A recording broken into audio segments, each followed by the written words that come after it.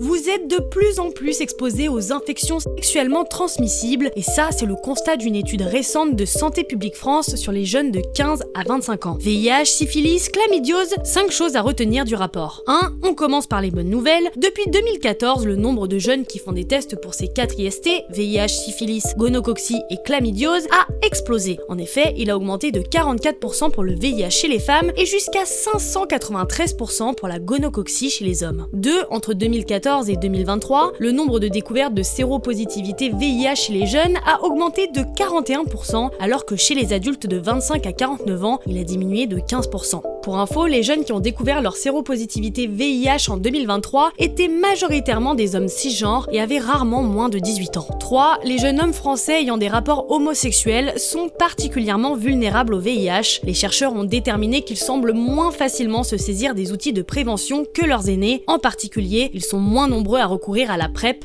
un traitement préventif qui a changé la donne en réduisant drastiquement les risques de développer la maladie. Seuls 8% d'entre eux y recourent contre 23% de leurs aînés. Attention, la Haute Autorité de la Santé souligne que la PrEP ne remplace pas le recours au préservatif, le seul outil de prévention efficace à la fois sur le VIH et les IST. 4. L'augmentation des contaminations s'explique notamment par une baisse d'utilisation du préservatif. Alors que dans les années 1980 et 1990, son utilisation a explosé en raison des campagnes de prévention pour lutter contre sa propagation, son pourcentage a ensuite diminué. En effet, selon une étude de l'INSERM, en 2023, un quart des femmes et 15% des hommes n'en avaient pas utilisé lors de leur premier rapport. 5. Pour rappel, si tu as moins de 26 ans, tu peux aller te faire dépister gratuitement, sans ordonnance et sans rendez-vous dans tous les laboratoires de biologie médicale, y compris ceux des établissements de santé. Les IST concernés sont VIH, hépatite B, syphilis, gonorrhée et chlamydiose.